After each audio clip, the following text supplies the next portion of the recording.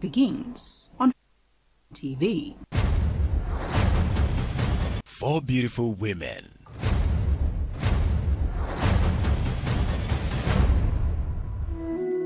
The mommy's boy. Hello, Ma. Can you imagine the junk Dorcas made me for breakfast? Do you know the ratio of men to women in Ghana? It is 1 man to every 6 women. The faithful married man. This is your 40th birthday. You just need to let your hair down and have some fun. I'm sorry if I'm disappointing you. I will not cheat on my wife. The annoying ex-husband. I want to see my son.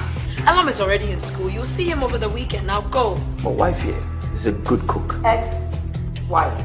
You must be Elam's father. ABN presents Escapade. Next time you're sent on an adult job, drop your diapers and bring back an adult results. Escapades. The real stories begins on Fifi Bunsen TV.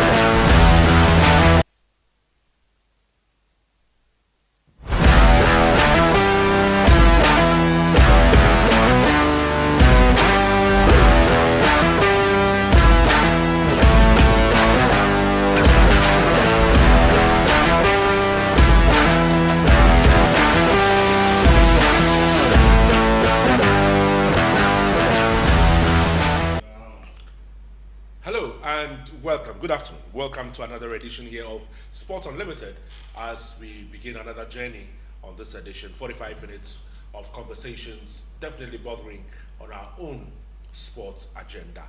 My name is Fifi Bunsen. Welcome to Fifi Bunsen TV on Facebook Live and on YouTube. You can just subscribe on our YouTube channel as well by just pressing on the subscription button, and then you press on the notification sign, and then you see all the videos that come out, and every documentation that we put on this show will definitely be right there for you to watch. Today, my very special guest is somebody I have known for well over 40 years of our lives. I mean, yes, we were kids together, grew up together, you know, did all sorts of things together. You know, one of my most loyal comrades as far as sports is concerned. Maurice Kwanzaa is editor of the Graphic Sports, is in the studio with me today. Maurice, good afternoon. Good to see you. It's good to see you. It's good to be in the studio with you once again. Yeah. It's been a while. It's been ages. The last time we did this was in 2002. Whoa, that's 20. Yeah, that's 2002. That's 20. Yeah, I remember 2002 when we did that Bonjour Soccer thing. Yeah. So since then we haven't done this again. Whoa. Wow, I miss Roslyn Abu on this occasion. Yes, and Dr. Kwame Banya. Yes, of course. Maurice, today we are looking at, something that's been bothering all of us for a very long time. We've talked about what identity Ghana can be proud of as a football nation. Again, are we still a football nation? We are a football nation, but how high up the pecking order we are, it's what we cannot. I mean, we are now down the pecking order, but we still are a football nation. Automatic qualifications are birthrights again? They are not birthright, to the extent that we are still battling to qualify for the AFCON, which I believe we'll be able to qualify. But it tells you that, I mean, we've gone down and others have risen. And so it's no longer a birthright. Yes, there's talent, but talent is not enough. You need to put in certain investment to be able to get the best out of your talent. Unfortunately, what is happening reflects how our sports has sunken and the need to wake up and do the right things. Yeah. How have we sunk this badly? I mean, did you see it coming? Well, perhaps not to this extent, but you use the word our birthright. We always thought it was our birthright. You know, I mean, when we used to do TV and later radio, later TV, I used to say that sometimes we are so arrogant, we think we are the best amongst God's children. But God gave other people, gave different people different gifts. Maybe because of where we are, our physiology, we are better adapted to certain things. But you see, today, talent is distributed all over because of migration. People had married, intermarried. So, look, some of those things that gave us certain innate qualities, they are spread all over the world. So, let me give you one contradiction, if permit me to use contradiction. Sure. What is Kenya noted for? Athletics. What kind of athletics? Long distance running. So when you want some of the best long distance runners, where do you find them? Kenya. Where do you find the sprinters? In America. No, I'm restricting it to Africa. In Africa, Nigeria is one. Yeah, but typically West Africa. Yeah. Today the fastest African is in Kenya. The Omanyala. So it tells you that things have changed and things will continue to change. Did you ever think that somebody from Italy would have won the 100 meters at the Olympics? Jacobs. So it tells you that talent is not just restricted geographically, but it depends also on what you do with what you have, what kind of investments you do, human capital and other things. So you might have the best of talent, but if you don't put in the needed resources, the needed support system to get the best out of your talents, others will do with probably less endowed people, but they'll get better results. Has it just been a case of leadership? Because obviously we don't lack in talents. We are not bereft of talents. Are we bereft of proper leadership? Leadership decides everything. Leadership provides, I was going to say leadership provides leadership, but leadership points to the direction, previously you say you whip everybody in line. You don't whip them in line. You let them buy into the vision, a certain shared ownership of the vision. And when people believe in the leadership, they believe in the vision, they own it. They believe in the one driving the leadership. They move together. So you don't have to whip them in line. They believe in it. So that's why certain countries are moving in certain direction. You may call them with some dictatorship, but look at how China is moving because they believe in a certain direction. Ghana used to have that during Osagyefo. I'm not a product of that generation, but growing up, we heard, we read, we could see bits of it, we experienced bits of it. We can see it in Rwanda and other countries moving in certain direction. Leadership decides everything. I mean, did you ever think Ghana football was going to sink to this level? I mean, we were probably at the peak of the pack in 2010 at the South African World Cup.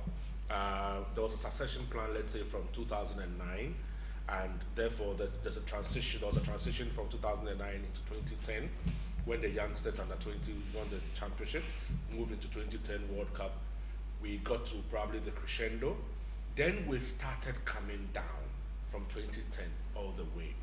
Did you ever think we were probably going to sink this low? I think this is... Did you see it coming? I saw it coming, but not, the slope is a bit, I thought it was going to be a gentle and then probably a certain plateau, then we'll begin to climb. But it tells us, it calls for deep reflection, and then we need to find a different course.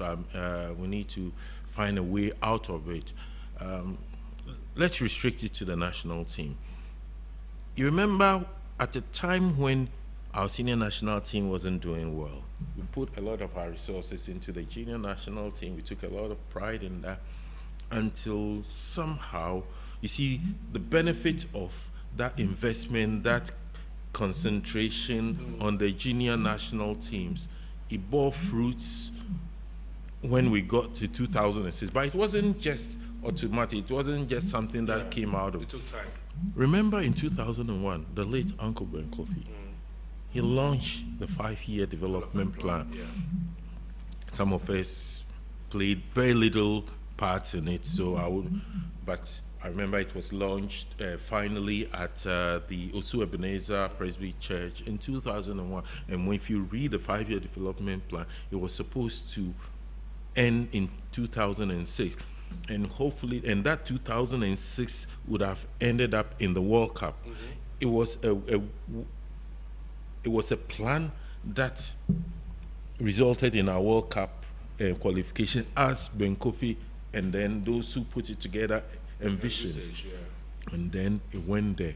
So what was the plan after? And then, unfortunately, when we got to the World Cup, we thought it was honky-dory, everybody was, and then we forgot about the junior national team. There was less emphasis because, they don't bring you big appearance fees.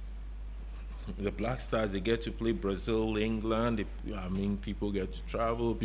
So they emphasize on the junior national team. But the good thing about that junior national team thing was that, particularly Ben Kofi. You remember when Ben Kofi came, he tried to put a little bit of integrity into the system, so that then we had better. You see, because to the age limitations, because if the 5-year development plan was supposed to culminate in a World Cup qualification, to have a good team that qualified for the World Cup, play at the World Cup, and then you stretch them, you need a certain average age. So you can't have a 21-year-old playing in under 17, and by the time they go through the system, the legs will be. So there was some integrity into the system, and over the years we began struggling that's a bit. When he started introducing these schoolboys and other things, we started struggling. Even just before then, you remember 2009, who was in charge? I think it was Alhaji Jaola. Yes, Ben Kofi took over. So, but that was when we had Michael Essien and co into the Starlets. Jones Tukwifield took them to New Zealand, and then 2 years later, that was when Ben Kofi also took over the FA. We got them to the final of the Under-20 FIFA World Cup in Argentina, which the late Ike Afrani, and then that same team. 2002 AFCON in Mali. 2000, what happened in 2003? But 2004 went to the Olympic Games. But you see, what happens with those things is that you build from under 17, they go to AFCON, they go to the World Cup, progressive. So at each time, you have a certain core team. Some will naturally fall by the wayside, but you always will have a core team that have played in African qualifiers. They play in the African Championship.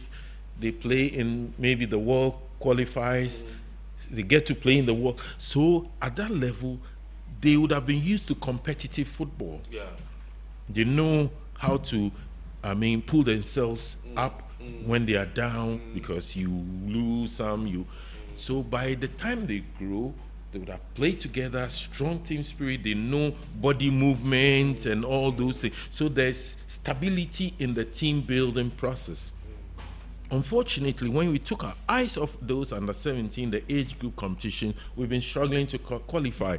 So it makes those transition difficult. So we are unable to qualify for the Africa under 17.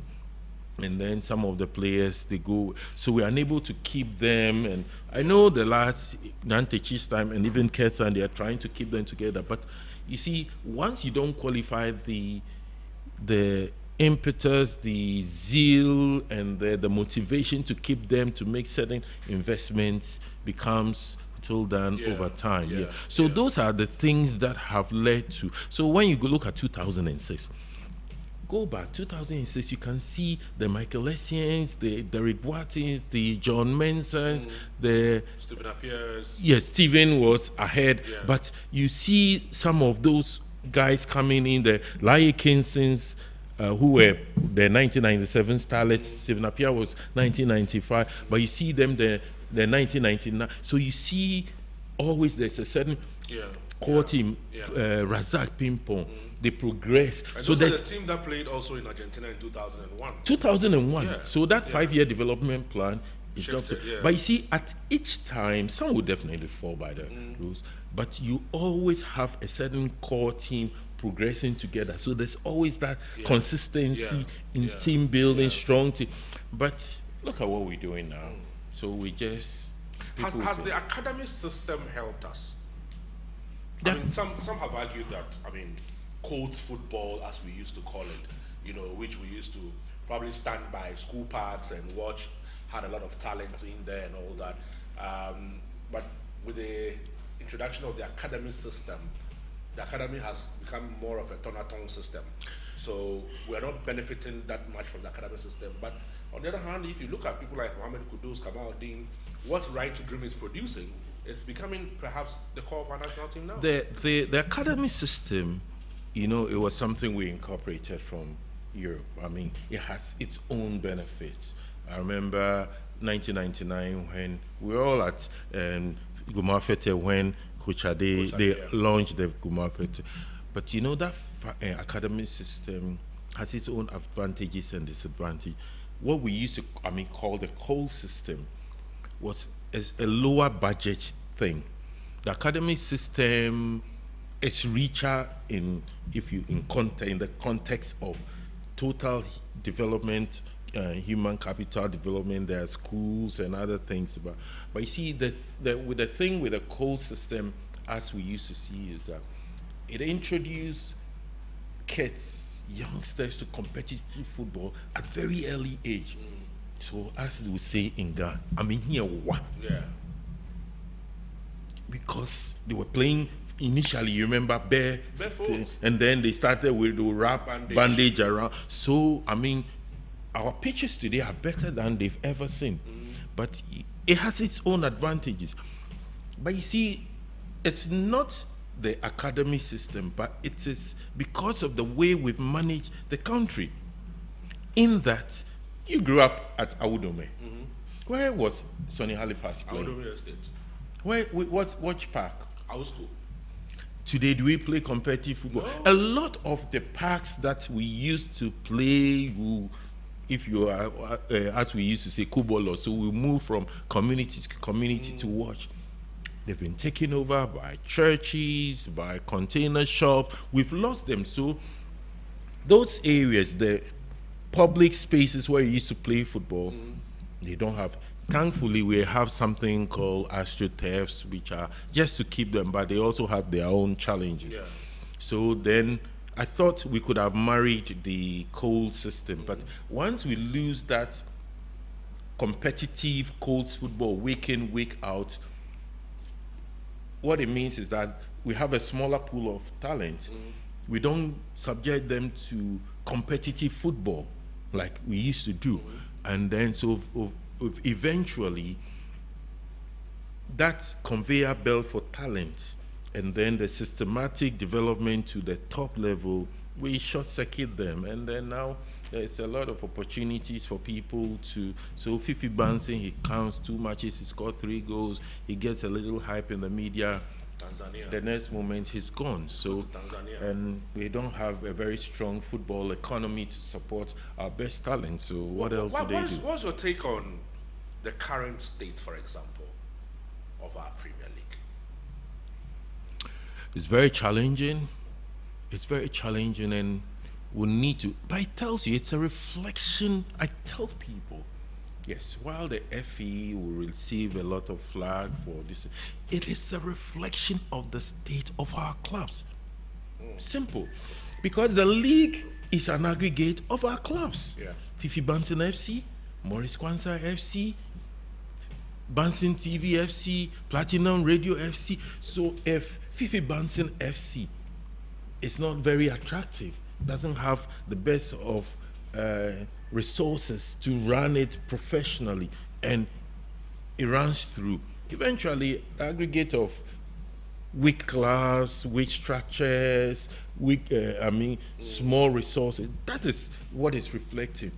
We have clubs owned by people with very limited resources, and if you have limited resources, you can do just so much. Can you imagine Fifi Banson TV partners with Elon Musk? You have so much resource to think about many big things. Is it a prophecy you just made? Amen. but it tells you the potential of partnerships, having resources, human material to do things. Unfortunately, look at the state of our club. Look at the state of your darling Asante Kotoko. A team that was an iconic African club. What do they have to show? Nothing. My own Accra Great Olympics. We struggled to survive relegation. You know, Hartlepool almost, but even Hartlepool, because of a certain clarity about ownership and a certain investment, they are not getting. Last season, it was a bit disastrous. They took certain decisions, technical, but you can see a certain direction. They may not have won on the field, but you could see certain directions, certain investment being done for medium to long. Yes, some progress. So that's what it is. That's what it is. And of course, there are other regulatory things that the FA and the rest need to do. Now we are talking about autonomous Premier League. It looks good on paper, but still we are talking about very weak clubs coming together. So far, it's only Hearts of Oak and Asante Kotoko who have paid their subscription fee of $100,000. Is it 100,000 cedis or $100,000 each to become members? Because the clubs themselves are weak financially. If you look at the FA, I mean, if there's a lot of concentration on promoting and helping the league, in my opinion, I think they can. In the sense that, look, we have a league that, you know, has some kind of sponsorship from Bet Power. And from the press conference, the FA indicated that it was putting $1 million into advertising of the league. All right? Which is promotion of the league. It wasn't very clear. Right, promotion of the league. Is doing nothing of the sort in the promotional aspect of the league. Secondly, you have a league where your winner of the league takes a little about $26,000 as the champion of the league after playing almost 40 games. All right? But here again you are, the same FA gets approval of $100,000 each for members as part of the management team to go to the World Cup and be there for 3 weeks or 4 weeks and come back. Where are the priorities? Indeed, if the FA wants to support the league, you think it can't? Yeah, I mean, I think there's a lot more support that needs to be. So we can talk about priorities. That 100,000 things, I've still not understood it. Why the ministry approved of it is something I cannot fathom. Because the ministry could have rejected it, and then so that's also another discussion for another time. But generally, our league is not attractive. Our football economy itself is not big.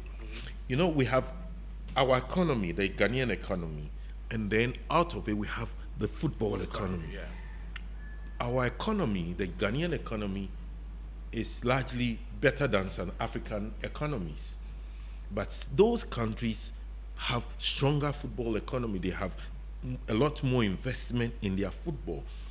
So that's why even Ghanaian teams, players go to play in Benin and get a lot more money. And I kid you not, and you are as experienced and knowledgeable about football as you can expect. Remember Abedi Pele, Ben Kaede, and some of our great players in the 80s, they went to play for Dragons of Benin, and then back in the 80s when Simply Zinzu had all his media, African Sports, Stella, and ASEC. So those movements across Africa, it didn't start today.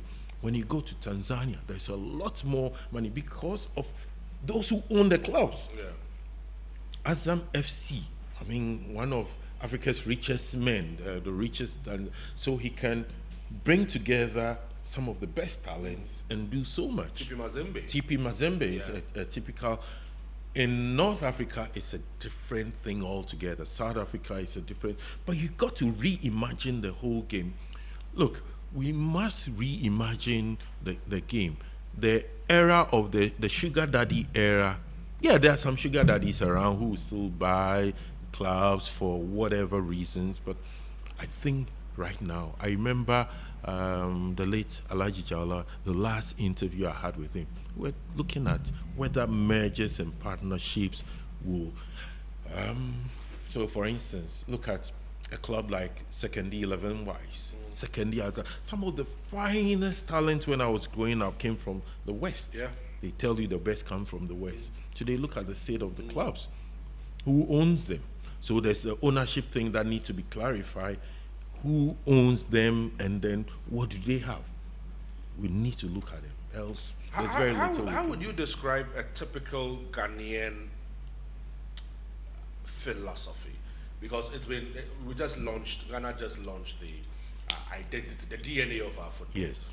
I mean, from then all the way, I mean, we've been part of FIFA from 1958, all the way coming through. We've been to AFCON many times, 163, 65, 78, 82.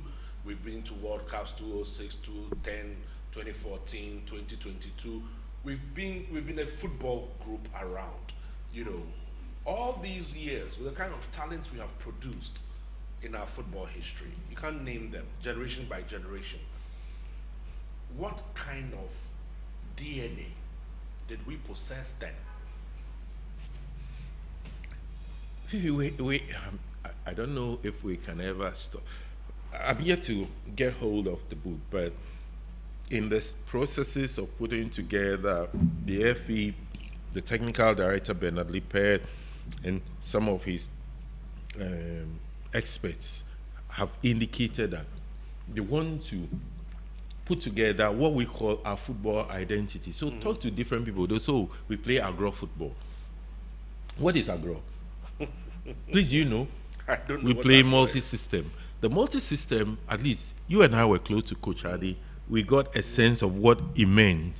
Reading the 1995, the technical study report after the under 17 World Cup, I got a sense of what Coach Adi described as multi-system, where they define how when we don't have the ball, how the shape of the team, when we have the ball, when we move. So it gave me a sense of what all these little things are grown, the different philosophy. My dad, because he worked with Ohini Jan and CK Jemfi as then Black Stars team doctor. So we have our own conversations at home. He tells you the philosophy behind how CK Jemfi and Ohini Jan formed the team. So they make sure that the defense, the goalkeeper would have, the back four would have played, would be in the same team with at least one or two people.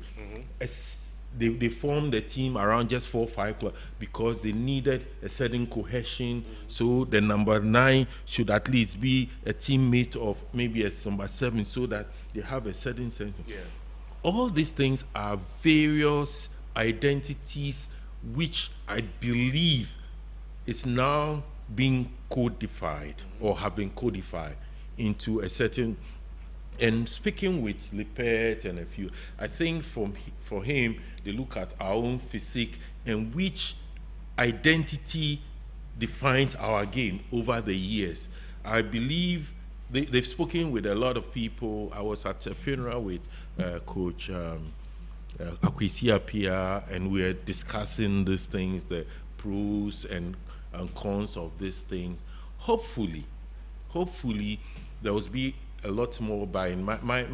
It's going to be more of a technical book, and I was happy that during the launch I saw a lot of old players and some of this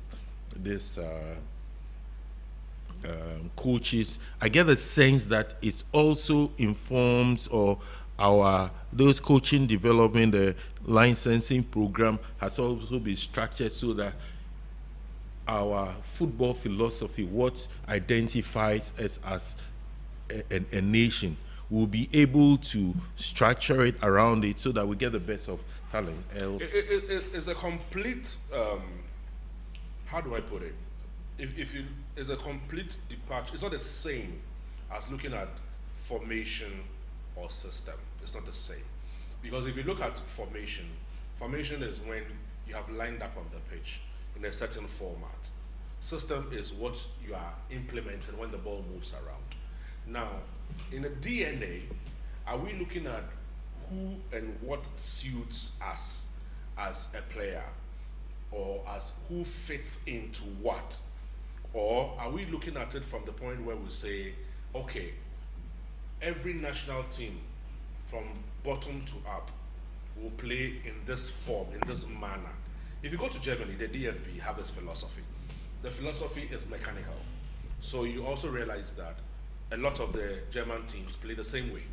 If you go to Brazil, the samba is the same. It permeates through from 17 to the top. Even from the girls' side as well, it permeates through. If you go to Spain, it's the same. Is that what we are looking for? Basically, and I hope you get the opportunity of talking to Bernard Lippert and or Professor Joseph Kwame Minta, who is the Director of Coaching Education, and he is spearheaded. Yeah. We're actually arranging to have him in the studio. I spoke with him on the sideline of the GFA Congress in Kumasi. That was a few days before the I think that's the sense of it. Now they've codified it. They think this is the style that suits it. So you may have your 4-3 and different formation, how you line up the pin, but it's going to inform how we train players from the juvenile level. So there's a certain strand that will run through. I believe maybe because of Lippers, where he's coming from and what he's been doing at a few other places. So that's the sense I get from it, that eventually there's going to be a certain, it's been codified, there's going to be a certain identity in how players are trained from coast. So there's a certain transition, like in England, they play the long ball. So at the coast or juvenile level, there's a certain identity. But even they have changed. They are changing. The English team is changing. It's changing. It's also changing. They are not departing from the long balls per se, but now because of some of their coaches, you see, many of them, some of who were trained in Spain, and then who identify or see the importance of ball juggling. Now, things are, so you see. Nobody actually even thought that it would get to a point where teams in the Premiership will start playing from the back. And see the transformation Pep Guardiola and the rest have brought, the clubs and those from other parts of, it's changed the English game. Yes, so now everybody's looking for a ball playing goalkeeper. Everybody's looking for a ball playing centre back. Everybody's looking for this and that and that. For me, what I'm excited about, this DNA thing and the whole philosophy about the license, the coaching licensing thing. Now there's a lot of, even today I was checking the FA, they say there's a training. So now at the coach level or the juvenile level up there, you need to have certain minimum, requirements. Very soon I'm sure they will stretch the club licensing thing to, so that now it's not just Fifi Bansin who is excited about football. He's very passionate, and then he'll want to train this, so that then we'll have people who are things, I think that's the right word, things structured around a certain identity, so that progressively we'll have a certain identifiable playing pattern. Have you seen our problem as, because I listened to Keto Kriko in Kumasi, and one of the things he attributed to as being coaching. Oh, it's a big problem. Coaching is a big problem. It's a big problem. One of the things we didn't do well was the transition. And today, football, they will tell you about transition. You know, back in the day, it will say, oh, this guy plays standing sixes. But now there's transition and all those things. How you do, what you do when you have the ball, the final, things have changed. The philosophies around the game has changed. You remember at a point we had some elite coaches, very experienced, who train in Leipzig, in Germany, and Germany, some went to Hungary from the 60s down, and unfortunately there was a sudden break. So when we lost the legendary C.K. Jemfi, Coach Ade, Jones Atukwefi, Ben Kofi, and all of them, some age, we realized that there was a big gap. All of them within a very short but they had age. We had not taken the time to do that transition. I remember Coach Akwesi Appiah worked and John Satukwuefi and co. So there was, but we didn't do it consistently, deliberately, so that because when you speak with Coach John Satukwuefi, the man is rich about his own philosophy and Coach. One of the things Coach Satukwuefi will tell you is that you don't do the ball's work. The ball never gets tired. You get tired. You do the thinking, let the ball do the running. And that's what they find. So he looks for, so he tell you, for instance, a defender, a center back, you go and meet the ball, don't wait for the ball to come. So he had a different mindset, and then it reflected in how he organized his players, how he trained them. What Kurt said, I agree with it. And I'm sure that's one of the reasons why they are racking up a lot of training program, because Ibrahim Sunday has disagreed completely with that. The legendary coach Ibrahim Sunday. He will disagree that I mean, he can disagree. We all need to agree to disagree. But when you look at what is happening, the standard at our clubs, I mean, look, your club, Asante Kotoko, in a few months, 40 years since the last one, what's the name? AFCON. Almost as long as their former CEO, I mean, just about the same time that former CEO was. It's because if coaching standards have not taken a dip relative to what we are saying, it should reflect in the standard of play. It should reflect in the standard of play. It tells you that, look, the philosophy around the game has changed from Ibrahim. Isn't it a case of the coaches being bad, or it's a case of our quality dwindling? Because you can bring in a Mourinho. No, excuse. If you bring in a Mourinho and you don't have the quality in the team, Mourinho can do nothing with the team. No, may I ask you this question? You a few minutes ago, you talked about the changes or the impact coaches like Guardiola with different philosophy have had on the English game. Who trains? The best coaches train the best players. Yeah, but the coaches, if you look at Guardiola's example, for example, Coach Guardiola would not buy a Benteke. Okay. And I know where you're coming from. Turn him into a Haaland. Yes, but he would rather buy a Haaland. But he makes a Haaland grade A and make a Haaland grade B and turn him into a Haaland grade A. Even assuming he buys a Benteke, you turn him into a Benteke Pro Max.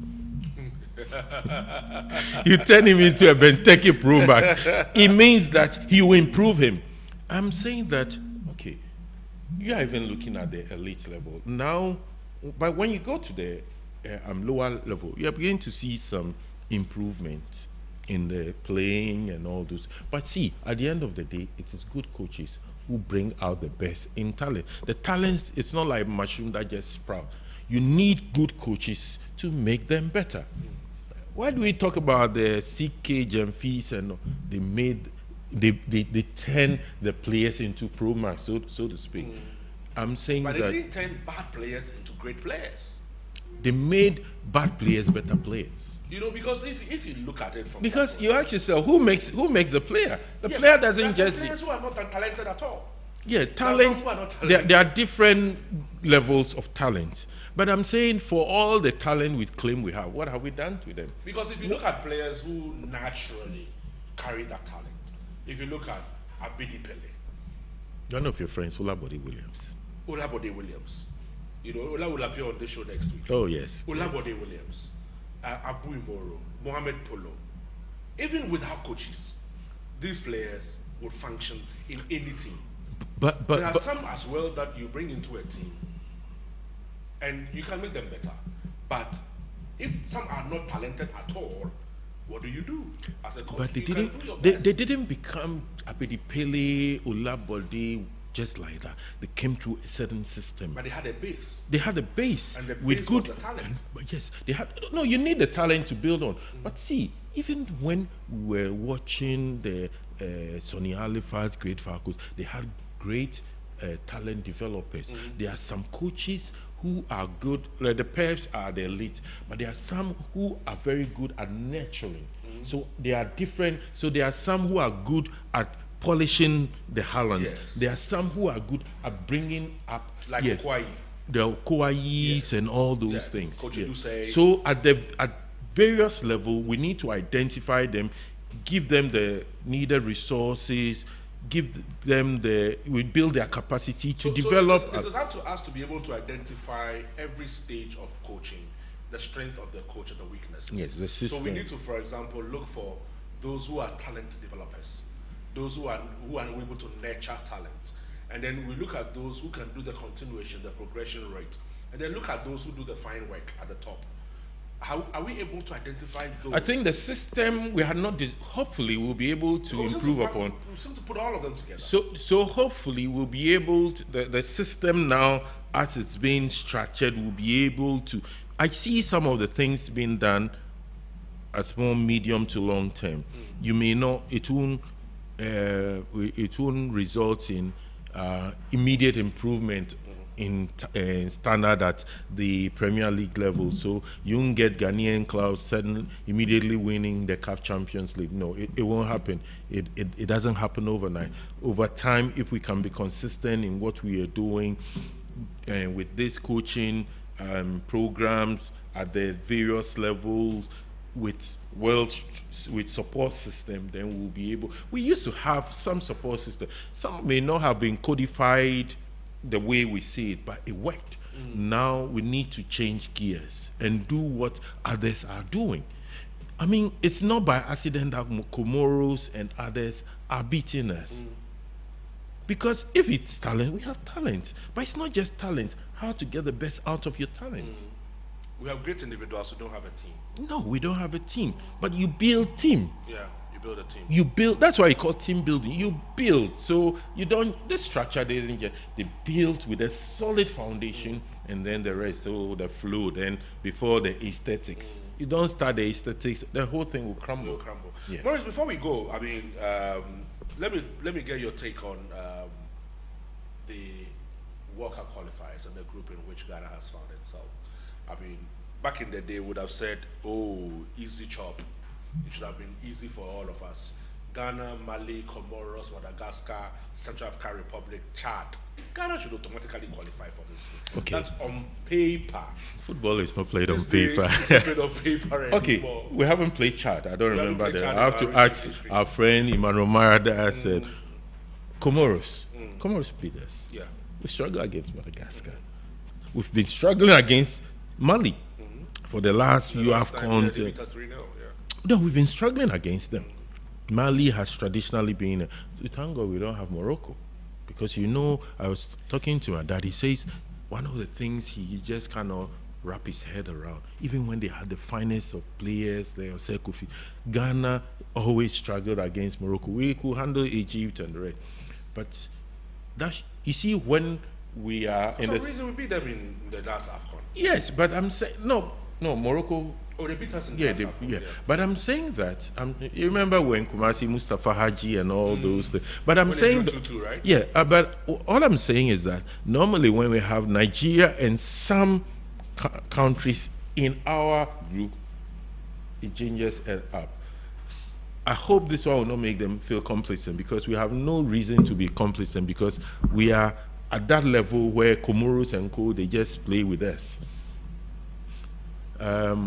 Unfortunately, we haven't started well.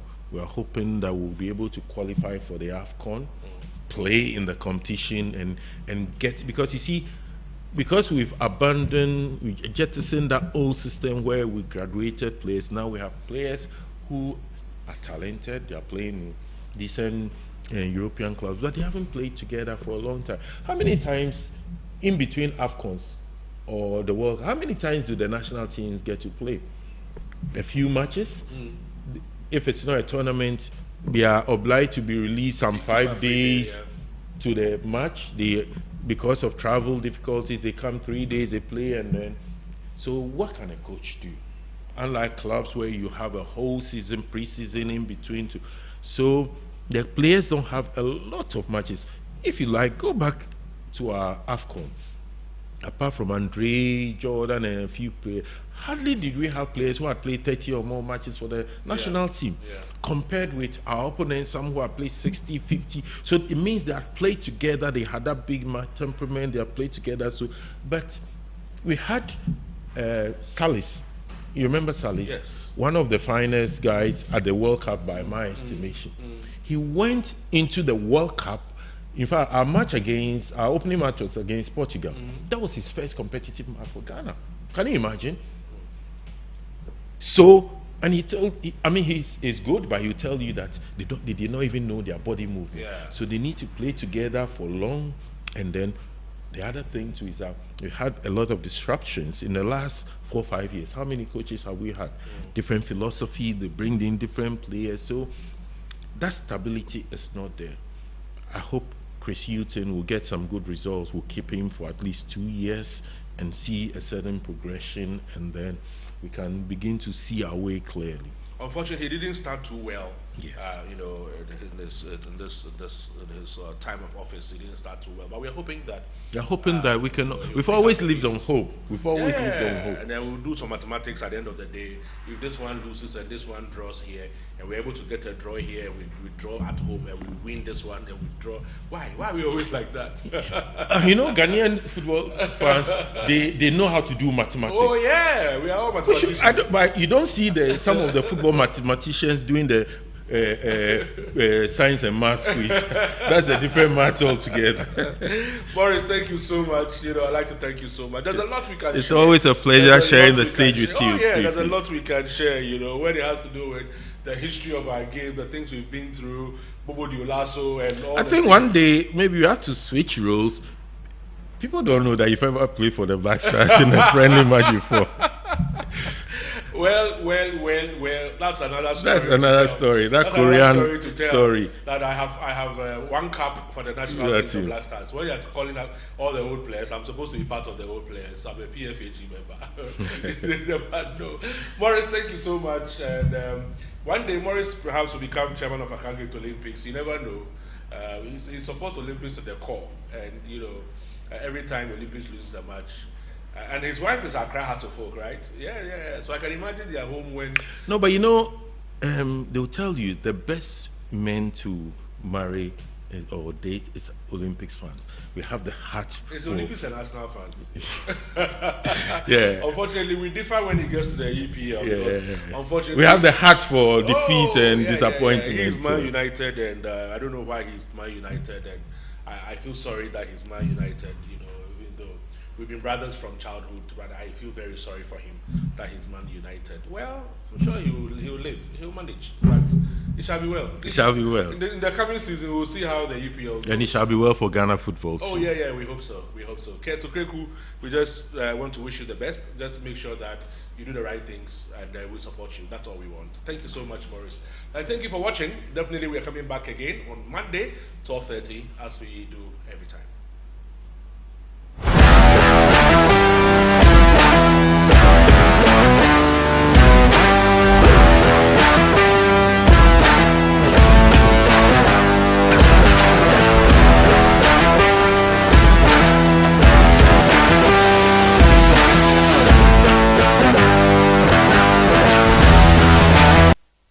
Four beautiful women.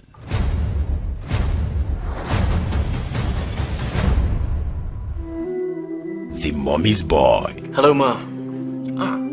Can you imagine the junk Dorcas made me for breakfast? Do you know the ratio of men to women in Ghana? It is 1 man to every 6 women. The faithful married man. This is your 40th birthday. You just need to let your hair down and have some fun. I'm sorry if I'm disappointing you. I will not cheat on my wife.